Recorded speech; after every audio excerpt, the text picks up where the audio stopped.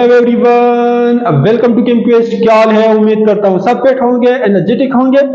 एक new video में एक न्यू कंसेप्ट में आपके सामने हाजिर हैं। इससे पिछले वीडियो में हमने मॉलिक्यूलर ऑर्बिटल थ्योरी को काफी डिटेल में पढ़ा था, जिसमें हमने हिस्ट्री, पोस्टुलेट्स, एप्लीकेशन में हमने hydrogen, helium, oxygen, nitrogen molecule and उसके energy level diagram, anti bonding molecular orbital, bonding molecular orbital, इन सब चीजों को हमने डिटेल में पढ़ा था। इसके बाद हमने एक वीडियो बनाई थी कि किस तरह हम डायरेक्टली बॉन्ड ऑर्डर को फाइंड करेंगे एंड स्टेबिलिटी, रिलेटिव मॉलिक्यूल्स की स्टेबिलिटी किस तरह है, मतलब हाइड्रोजन है, H2 है, H2+1 है, H2-1 है, इन तीनों में कौन सा ज्यादा स्टेबल है, इसके बॉन्ड ऑर्डर क्या है। तो ये सब हमने पिछले वीडियोस में की है।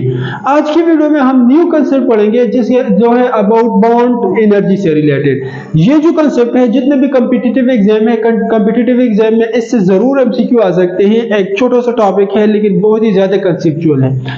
बॉन्ड एनर्जी क्या है? मैंने डिफिनेशन लिखा है कि the amount of energy required to break one mole of bond in a gaseous substance to get a neutral atom is called bond energy. ठीक है जी, मतलब क्या है इसका? फॉर एग्जांपल ले रहे हैं कि हमारे पास क्या है, एक मॉलिक्यूल है, फॉर एग्जांपल हाइड्रोजन, एंड दूसरे साइड पर क्या है, हाइड्रोजन। ये हाइड्रोजन गैस है, H2 मॉलिक्यूल है, सही है। हमने क्या लेना है? हमने एक मॉलिक्यूल लेना है, लेकिन कौन से फेज में? गैसियस स्टेट में। क्लियर? अब ये कितना होगा? 1 मोल। अब हम क्या कर रहे हैं, ये जो बॉन्ड है, इस बॉन्ड को ब्रेक कर रहे हैं। तो इस बॉन्ड को ब्रेक करने के लिए एक खास अमाउंट ऑफ एनर्जी रिक्वायर्ड है। जितने अमाउंट ऑफ एनर्जी रिक्वायर्ड है उसको हम क्या कहेंगे? That is called bond energy. For example ये मार्कर है, इस मार्कर को अगर मैं तोड़ना चाहूं तो इस पर एक स्पेसिफिक अमाउंट ऑफ एनर्जी जो है वो मैं यहाँ पर अप्लाई करूंगा, तभी जो है ये मार्कर टूटेगा। क्लियर? इसी तरह यहाँ पर भी हाइड्रोजन गैस है, एक एरी मॉलिक्यूल है, गैसियस स्टेट में है, उसके हमने 1 मोल लेने हैं। 1 मोल बॉन्ड है। अब 1 मोल बॉन्ड को हमने ब्रेक करना है। 1 मोल बॉन्ड को ब्रेक करने के लिए जितने अमाउंट ऑफ एनर्जी रिक्वायर्ड है उसको हम क्या कहेंगे? That is called bond energy. सही है, लेकिन जो सब्सटेंस हमने लेना है वो कौन से फेज में होगा? गैसियस फेज में।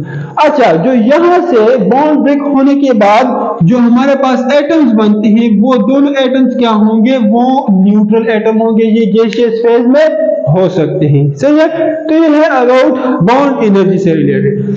बॉन्ड एनर्जी को हम रिप्रेजेंट करते हैं सिंपल BE अक्सर लिखते हैं, एंड इसके लिए जो हम एक स्पेसिफिक यूनिट यूज करते हैं वो यूनिट क्या है? किलो जूल पर मोल।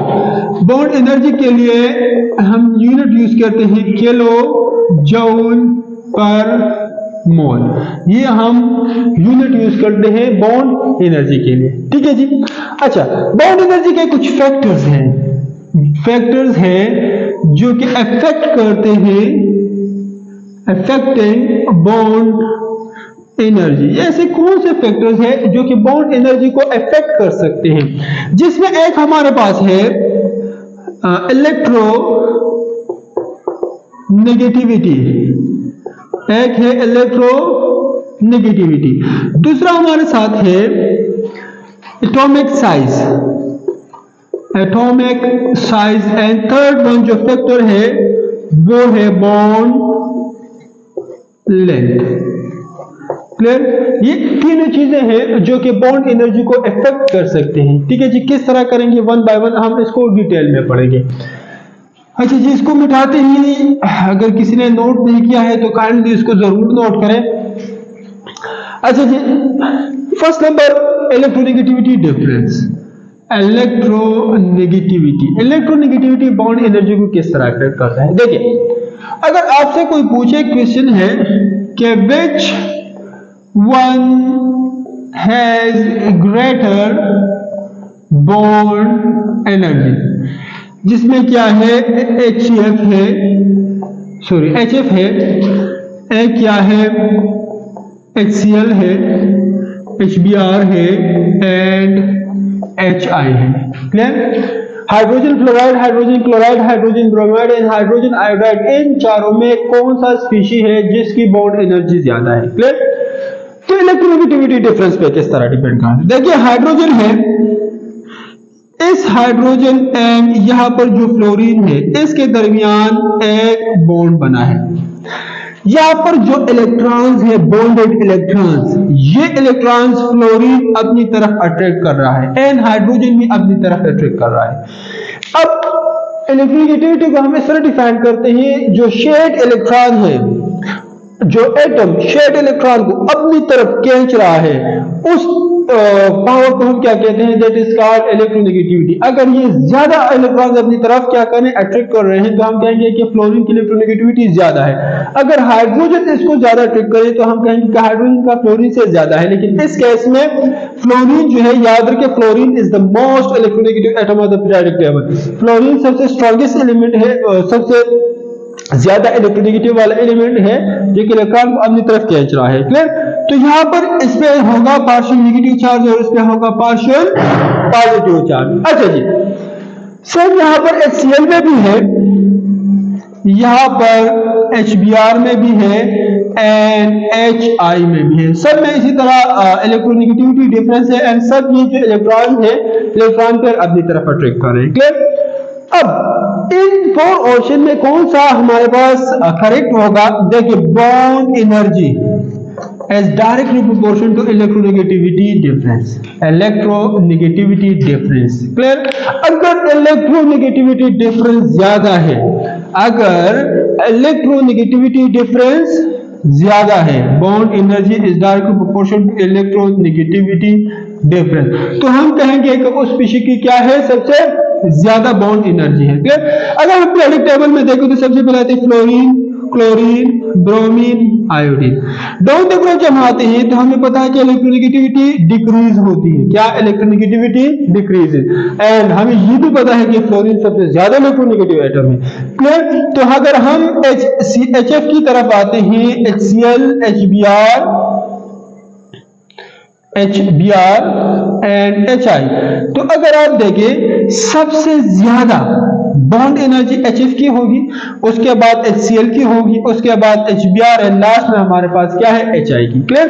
अगर बॉन्ड ऑर्डर के बारे, सॉरी, बॉन्ड एनर्जी ऑर्डर के बारे में पूछा जाए तो सबसे ज्यादा एनर्जी HF की है, HCl की है, HBr की है, HI की है। रीजन क्या हम देंगे? रीजन हम देंगे इलेक्ट्रोनेगेटिविटी डिफरेंस। इसकी इलेक्ट्रोनेगेटिविटी सबसे ज्यादा है इन चारों में, तो इसकी वजह से यहाँ पर बॉन्ड एनर्जी भी सबसे ज्यादा है। तो फर्स्ट फैक्टर था हमारे पास इलेक्ट्रोनेगेटिविटी डिफरेंस। हमने क्या करना है, हमने देखना है कि इलेक्ट्रोनेगेटिविटी डिफरेंस क्या है। जब भी इसी तरह का कोई भी क्वेश्चन आ जाए तो हमने इलेक्ट्रोनेगेटिविटी को देख के आंसर करना है। सेकंड हमारे पास है बॉन्ड लेंथ। बॉन्ड लेंथ जो है वो किस तरह बॉन्ड एनर्जी को इफेक्ट करता है? देखिए, बॉन्ड एनर्जी जो है वो इनवर्सली प्रोपोर्शन है किस चीज को? बॉन्ड लेंथ को। बॉन्ड लेंथ को क्या है? इनवर्सली प्रोपोर्शन है। अगर दो एटम्स है, इसके दरमियान बॉन्ड लेंथ कम है तो याद रखिए वहां पर बॉन्ड एनर्जी ज्यादा होगी। अगर बॉन्ड लेंथ ज्यादा है तो बॉन्ड एनर्जी क्या होगी? कम। इनवर्स रिलेशन है। फॉर एग्जांपल, अगर क्वेश्चन पूछे हमारे से कि carbon carbon, carbon carbon single bond, carbon carbon double bond and carbon carbon triple bond, इसके बॉन्ड एनर्जी ऑर्डर कैलकुलेट करें। क्लियर? हम किस तरह इसको अरेंज करेंगे? क्लियर? मतलब सबसे ज्यादा एनर्जी किसकी है, सबसे कम किसकी है, सबसे उससे भी कम किसकी है। क्लियर? तो हमने इसको अरेंज करना है।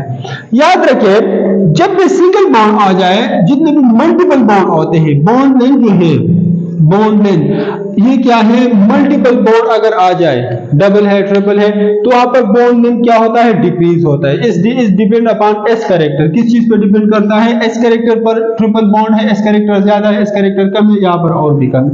जितना एस कैरेक्टर कम होता है उतना हमारे पास बॉन्ड एंगल कम होता है। क्लियर? जितना एस कैरेक्टर ज्यादा होता है उतना हमारे पास बॉन्ड लेंथ ज्यादा होता है। क्लियर?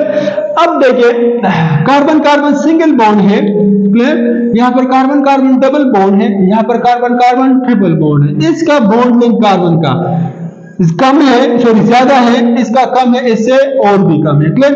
तो हम कहेंगे कि bond length is inversely proportional to bond energy. तो पहले बॉन्ड लेंथ ऑर्डर निकालते हैं। बॉन्ड लेंथ सबसे कम किसकी है? कार्बन कार्बन ट्रिपल बॉन्ड की कम है। क्लियर?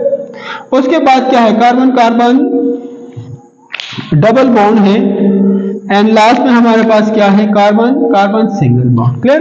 बॉन्ड लेंथ से पता चल गया है कि इसका सबसे कम है, तो बॉन्ड एनर्जी भी अब आसान है।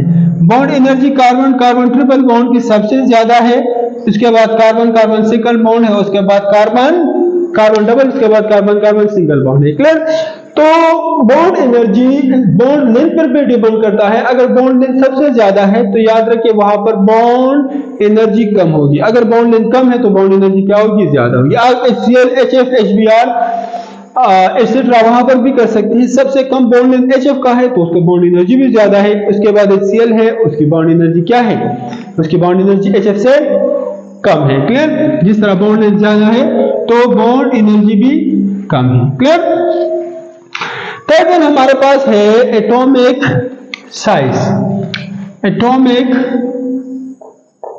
साइज, जितना साइज ज्यादा होगा उतना हमारे पास बॉन्ड एनर्जी क्या होगी, कम होगी। Bond energy is inversely proportional to size of atom. Clear.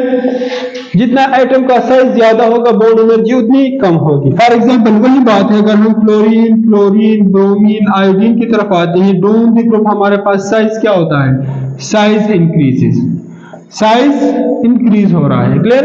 तो इसी तरह अगर हम HF की बात करते हैं, इसी तरह अगर हम HCl की बात करते हैं, अगर हम HBr की बात कर रहे हैं, अगर हम HI की बात कर रहे हैं, तो दोनों ग्रुप साइज क्या हो रहा है, इंक्रीज। जब साइज इंक्रीज हो रहा है यहाँ पर एनायन की, जब साइज इंक्रीज हो रहा है तो बॉन्ड एनर्जी क्या होगी, डिक्रीज। सही है। तो अगर हम HF, HCl, HBr, HI में दोनों ग्रुप आ रहे हैं तो यहाँ पर बॉन्ड एनर्जी डिक्रीज होगी। क्लियर।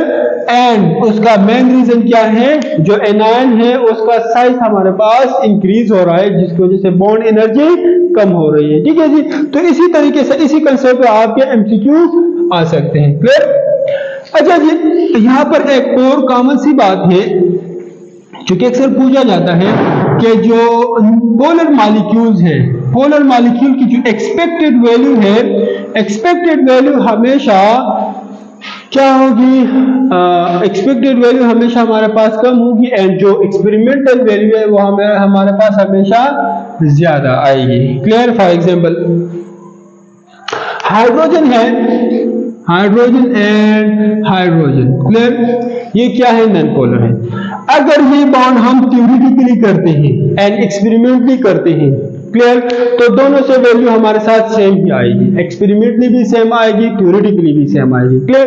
लेकिन अगर हम HCl की बात करते हैं, HCl को जब हम थ्योरेटिकली कैलकुलेट करते हैं एंड HCl को जब हम एक्सपेरिमेंटली कैलकुलेट करें तो एक्सपेरिमेंटली ये वैल्यू ज्यादा आएगी, एक्सपेरिमेंटली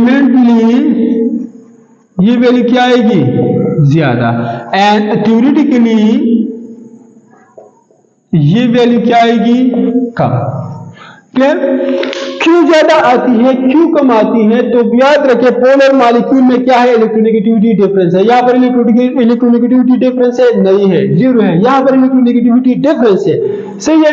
जितना आपके पास इलेक्ट्रोनेगेटिविटी डिफरेंस इंक्रीज होगा, ज्यादा होगा, उतने आपके पास एक्सपेरिमेंटली वैल्यू में जो बॉन्ड एनर्जी है वो भी ज्यादा आएगी। जिस तरह मैंने कहा कि bond energy is directly proportional to electronegativity difference.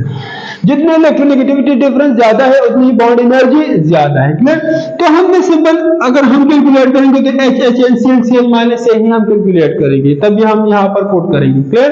लेकिन अगर हम पोलर मॉलिक्यूल्स लेते हैं तो पोलर मॉलिक्यूल में हम यहाँ पर इसकी इलेक्ट्रोनेगेटिविटी डिफरेंस है, इसकी इलेक्ट्रोनेगेटिविटी अलग है, इसकी इलेक्ट्रोनेगेटिविटी अलग है, तो यहाँ पर एक स्पेसिफिक डिफरेंस क्रिएट होता है। उस डिफरेंस की वजह से यहां पर बॉन्ड एनर्जी हमारे पास इंक्रीज होगी। तो याद रखिए पोलर मॉलिक्यूल की बॉन्ड एनर्जी हमेशा इंक्रीज होगी, ज्यादा होगी। क्लियर। थ्योरेटिकली कम होगी एंड एक्सपेरिमेंटली ज्यादा होगी।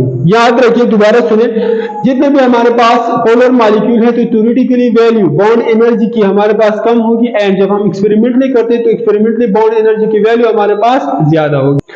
तो बॉन्ड एनर्जी जो है वो डायरेक्ट प्रोपोर्शन है इलेक्ट्रोनेगेटिविटी डिफरेंस की। थ्योरेटिकली जो है वो कम होगी एंड एक्सपेरिमेंटली ज्यादा होगी। उसका रीजन हम यही बताते हैं के इलेक्ट्रोनेगेटिविटी डिफरेंस की वजह से। जितना इलेक्ट्रोनेगेटिविटी डिफरेंस ज्यादा होगा उतनी हमारे पास बॉन्ड एनर्जी भी ज्यादा होगी। तो HCl में क्या है, इलेक्ट्रोनेगेटिविटी डिफरेंस है। यहाँ पर इलेक्ट्रोनेगेटिविटी डिफरेंस नहीं है, जिसकी वजह से हमारे पास थ्योरेटिकल एंड एक्सपेरिमेंटली दोनों सेम आ रहे थे, लेकिन यहाँ पर थ्योरेटिकल एंड एक्सपेरिमेंटली दोनों क्या आएंगे, डिफरेंट आएंगे। अच्छा, ये तो था अबाउट बॉन्ड लेंथ की। बॉन्ड लेंथ से हमारे पास कंसेप्ट था। अगर आपको ये कंसेप्ट अच्छा लगा है तो काइंडली इसको लाइक करें, जरूर शेयर करें, एंड इंशाल्लाह मिलेंगे नेक्स्ट वीडियो में नेक्स्ट कंसेप्ट के साथ। तब तक के लिए इजाजत दीजिए। अल्लाह हाफिज। Thank you very much.